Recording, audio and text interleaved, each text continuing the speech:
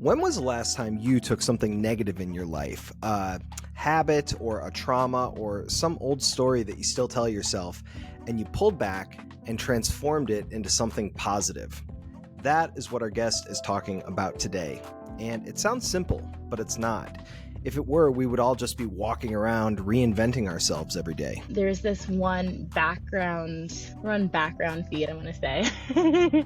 It's this little thought. And it helps me, I think, choose what I'm going to do. He always used to say that, like, I'm always watching you. I'm always watching you to make sure that you're doing good things. And so I think I kind of turned it around and was like, you know what? I'm going to make this a more positive thing. I'm going to make this work out for me. But I mean, it stopped me from doing a lot of things that I think would have turned out really badly. Hey, what's up? I'm Matt.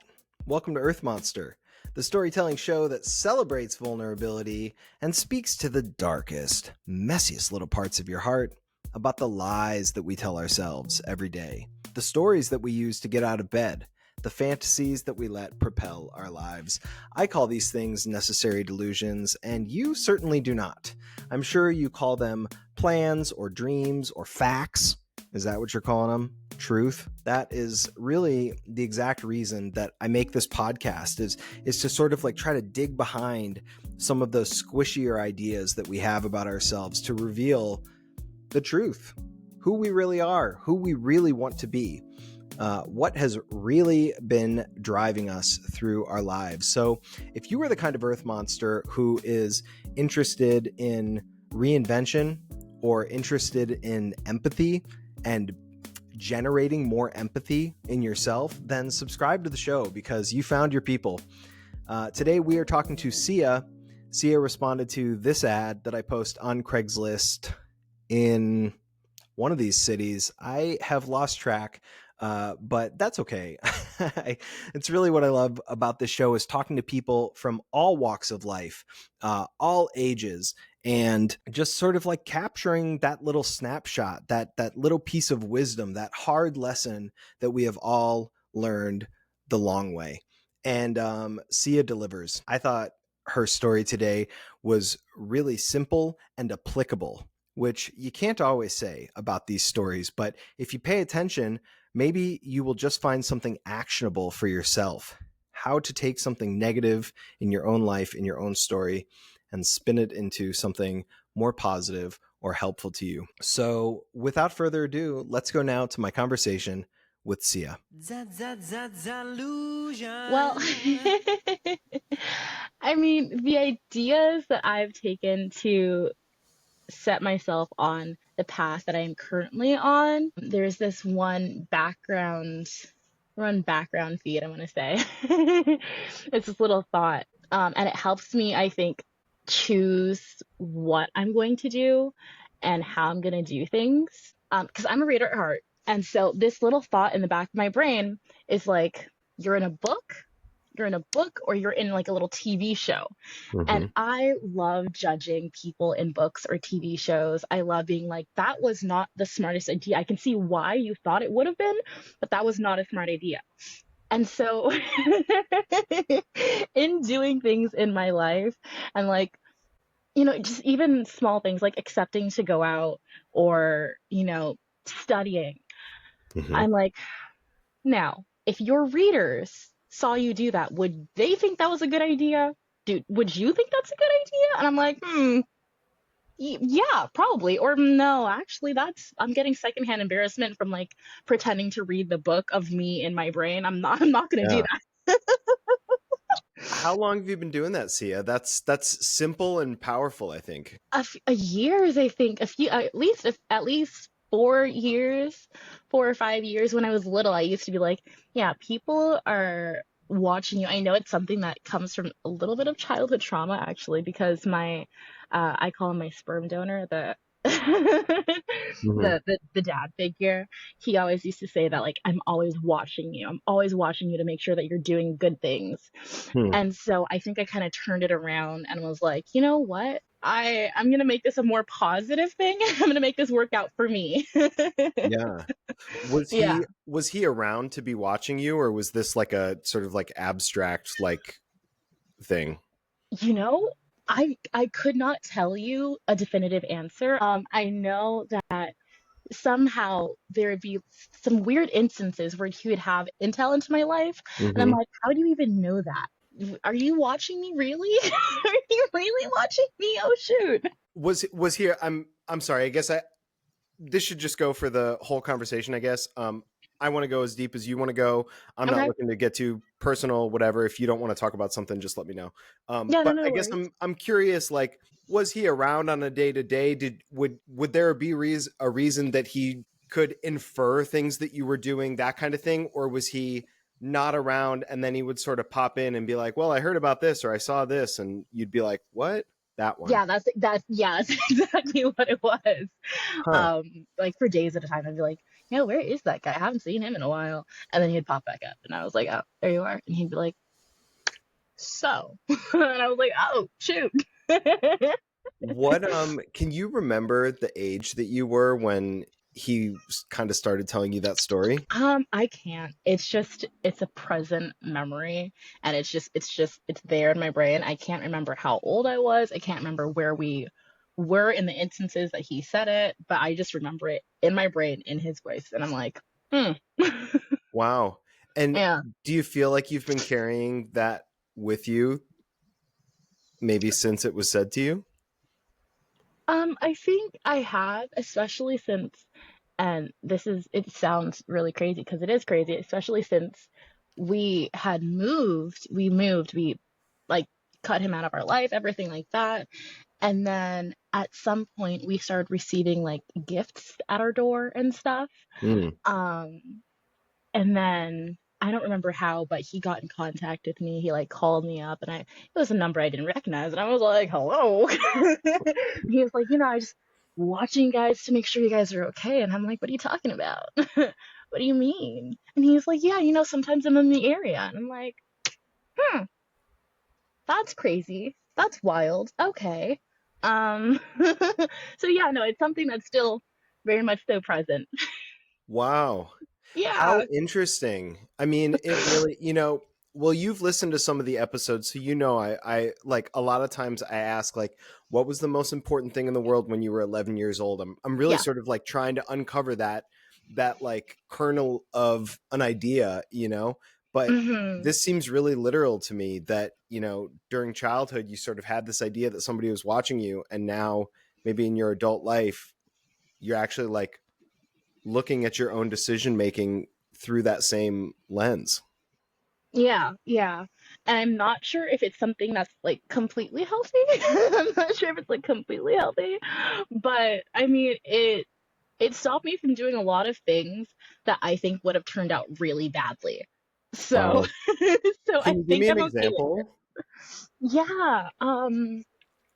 My friend at the time, I would not actually in my current life or my current age say, yeah, that's my friend, but I Hmm. called her my friend at the time.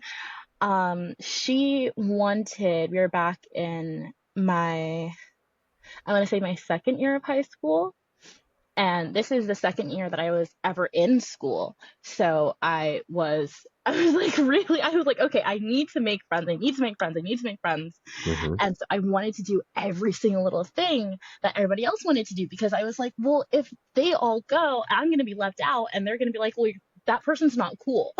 That person's not cool. Let's never invite them anywhere. Da, da, da. Anyways, um, they had the bright idea to there was a liquor store right across the street from our high school. So our high school is right here. The liquor store is right here. Everybody went there, and it was like a mad rush, during breaks or in lunch and stuff. And they had the bright idea to, some of the group go over here, some of the group go over here in the back, and take some bottles from the shelves, Hmm. and then we'd all drink in school.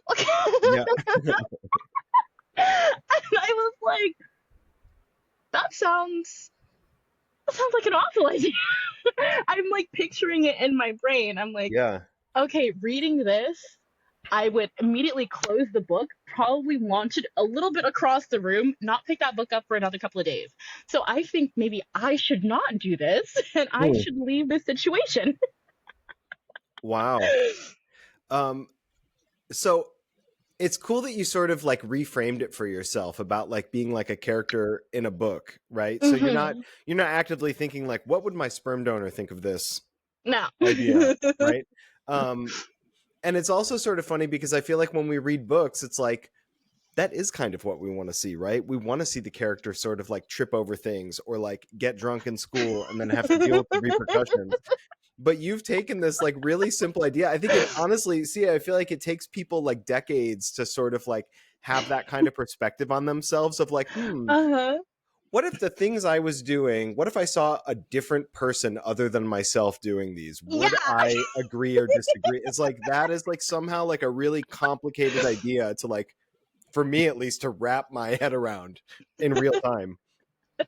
And then also like I currently work with children. I'm like I've recently started telling myself, well, or asking myself, well, if the kiddos saw you do that, or if the kiddos told you when they like grew up or whatever, and they told you that they did something like that, would you be cool with that? Would you be like, that's exactly the thing that I want them to see, or is that's exactly how I have been teaching them how to do things? Yeah, that's fantastic. Or I'd be like, now, friend, what's going on here? Yeah. Yeah. Wow. See, just for good measure, maybe, what would you Mhm. say is the was the most important thing in the world to you when you were 11 years old? When I was 11 years old, it was before I started going to school. So I was homeschooled at the time. It was me, my mother, my sister, and then our circle of like aunts and uncles and cousins and things. Hmm. So, honestly, the most important thing to me was not making anybody upset. Just kind of like riding under the radar. Hmm.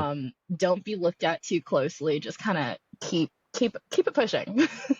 What happened if you didn't ride under the radar? What was like keeping you in that idea? Well, so my entire family group, I want to say it was about three or four different families, all mushed into one little community. Hmm. They're huge. They were huge on gossiping about everybody's kids, and being like, well, I know that I'm not your parent, but I'm going to lecture you anyways. I'm going to lecture you, and your parents are going to lecture you, and everybody else is going to lecture you, and you're just going to have like this massive shame. You're Hmm. just going to have like this massive shame. Um, and so that just, it wasn't fun. Who got it the And it was, worst, do you think? Think oh, about the people in your family. Who got it the worst? Who was getting gossiped about a lot? You don't have to say their name. You can give a you? Really? okay, because I know it was a very very religious community, and Hmm. I've never really believed in like one entity or whoever entity being like, you're gonna go to hell, you're not going to hell, whatever, Yeah. it's illegal to touch a male before you're married. I think that's really stupid. I don't know. No disrespect to whoever believes that, but I just personally don't believe it. um and also I'm queer, so I'm also very queer. So I was like, I'm going to hell just because I think that's really silly. And so I do things that in their eyes were like a super huge deal, right? Um and like, I mean, I don't think they were a really big deal, but everybody was like, gosh darn it, you're texting about men, about boys. Oh, what are you talking about women like that for? Hmm? And I'm like, I don't know what you're talking about, man. So when you were a kid and the family's religious, maybe there's church, I don't know, I don't want to speak for you here, but I'm just assuming like however the story is being relayed to you through, Hmm. of like what this religion is, like the right, what the right approach to life is. Um, did you always not believe? I think so. I can't remember a definitive point where I was like, wait a minute, something's wrong here. I always felt like something quite didn't fit with who I was or what I believed. Hmm. I remember um my nana talking about like the LGBT community. It's my sweet, sweet nana. I swear she has no malice in her heart. She was like, Now say the terrible thing she said. I know. She was like, you know, the gays and the transgenders, we still have to be kind to them because they once had souls too. And I was like, okay, Nana, Right. okay. Wow. So that seems really clear to me, like wanting to ride under the radar, not wanting to be talked about. I'm wondering, was that specific around the family? Do you feel like you carried that sort of role with you into other areas of your life, or are you more sort of like louder and outspoken? Like, how did you take that with you? So I honestly, I don't think that it's necessarily because of that I don't really have a great time being perceived by a lot of people. I call it my seashell. Um, Your Sia shell. I call it my seashell. I'm okay with being perceived by children. I'm okay with being perceived while I'm skating. Other than that, why are people thinking about me?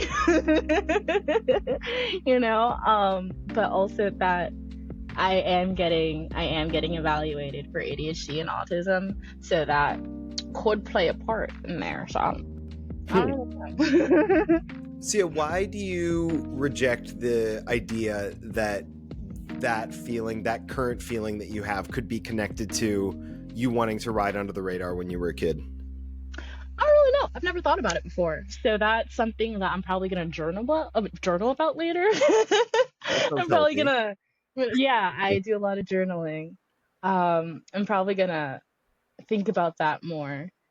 And I mean, I wish I could come back and be like, here's what I discovered. Here's what I discovered. You were totally right. Or actually, this is what's going on, but Come back, sign no back up clue. whenever you want. Hey, I will. um, that's really interesting. I'll tell you, I feel like you've got a lot of healthy habits here. Thank you. I tried my best. Well, and I feel like I don't say that to a lot of people too, but I like the journaling. Thank you. I like the journaling, and I really like the thinking about yourself like you're a character from a book. I mean, I don't know. I guess I would love for you to sort of unpack this idea a little bit, but like I'm sort of thinking, even if that framing of your life was sort of born from, as you called it, like childhood trauma, right? It still feels really helpful to me. I think I have been able to, in the past few years, I've been able to extract helpful things from the bad that I've gone through in my life. Mhm. I've been able to find the positives and the negatives, and I I like to write down pros and cons of situations. It's really funny. Um, so even if it's like this horrid situation that I have gone through, I'm like, okay, here's all the crap that came out of it, but hey, there's let me at least find one good thing that came from this situation, or that I have changed about my life or something because of this situation. And I'm like, okay, well, hey, in the next time that something happens, I'm gonna look for another positive. I'm gonna look for Yeah. another positive. Because if you always go, well, I personally think if I always go through life being like, well, that situation was entirely crap, and this situation's entirely crap, and my life is crap, then I'm never gonna have anything fun. I'm never gonna have any fun. I'm never gonna be positive. And my personal philosophy is to exude love and care and light like the sun gives off heat. And so being positive is part of that. And Yeah. so finding all these positives and all of the crappy things that are happening, it's just, I don't know, it feels like it's a cool thing to do. It's a cool thing to do. It makes me feel better. See, I don't want to kill the vibe, but I just, I'm in the interest of time, I'm just going to go straight to it. Yeah, go Let's ahead. talk about shame, because Yeah. I think that you were saying that that's kind of the repercussions of like being gossiped about or that kind of thing is feeling shame. And then Hmm. it also feels like maybe a little bit like when you're seeing yourself as like a book character, it feels like it's almost like don't step into shame, like don't step into quicksand kind of thing. So actually, I do have a story about that. So you sent me questions. You sent me questions, and Yeah. I was like, okay, I'm going to study these because I don't want to mess up. I'm not going to mess up. Which is, I have a lot of perfectionism going on in here. Yeah. um, I actually have a story ready for you. Oh, perfect. Yeah. So it was about my ego getting the better of me. Oh, great. Yeah. So, a few years ago, I was working at an ice rink. It was a seasonal ice rink. I had been working at it for I had been working there seasonally for 4 years. Mm-hmm. And the area that I was in, it was like a very affluential area. Mm-hmm. Everybody always was like, "Oh, that area was all the rich people. There's all the rich people.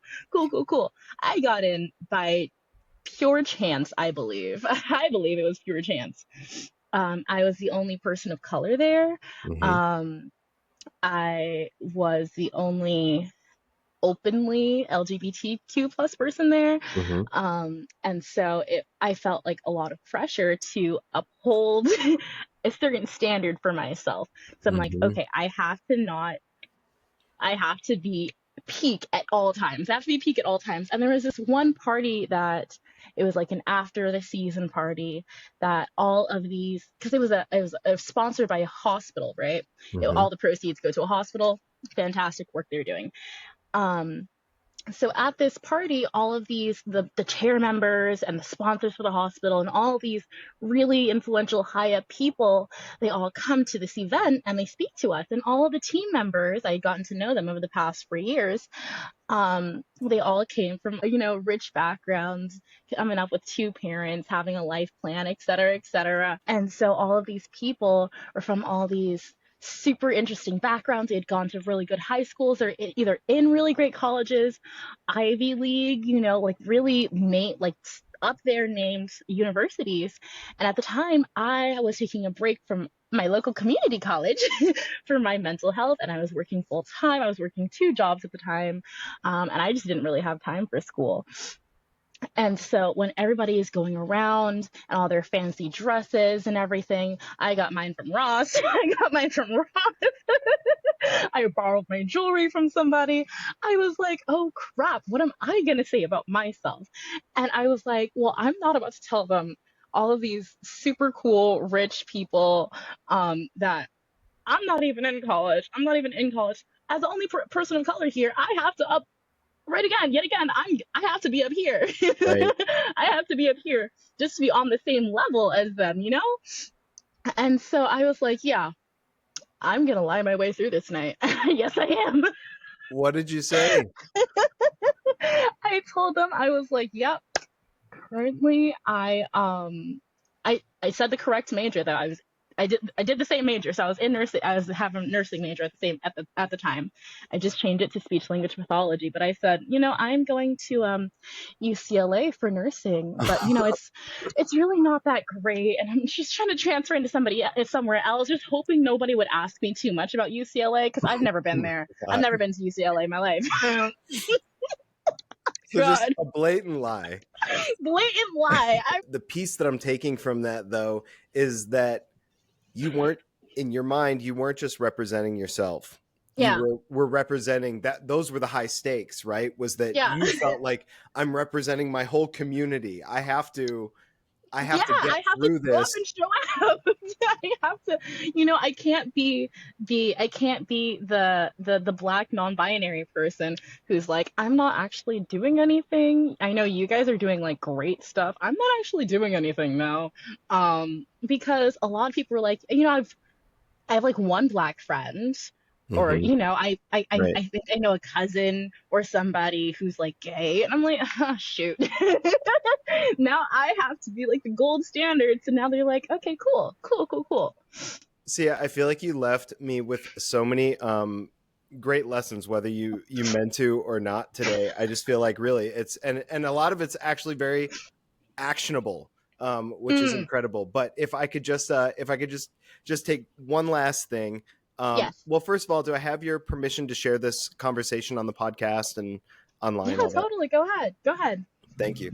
And then just one last thing. Why don't you leave us? Do you have a creature comfort? I was really excited to talk about this one. I'm a roller skater. I'm a roller skater. I love roller skating. I'm also a figure skater. So my roller skates, if you were to ask me if you're on a deserted island, Yeah. I'd find some planks. I'd find some planks and I'd have my roller skates with me. I'd roller skate on my little planks.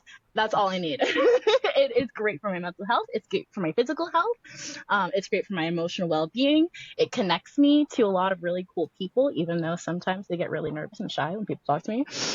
But after a good day, after a bad day, after whatever kind of day I'm having, I'm like, I'm going to go for a skate. I'm going to skate it out. Wow. Really fantastic. See, you're a ray of light, and I love that you just ended with saying that sometimes you feel shy when people talk to you, and yet you're also on the other side of it. You're signing up just to have random conversations on Craigslist about intimate parts of your life. You're awesome. I'm challenging myself. Yeah. Got to get that out there and challenge myself more. Yeah. Sia, thank you so much for doing this. Well, thank you ever so kindly. You're amazing. I think what you're doing is super cool. I hope to talk to you soon. So how did that strike you? Were you able to find a little piece of yourself in Sia or in her story? I certainly was. I felt like that was super universal.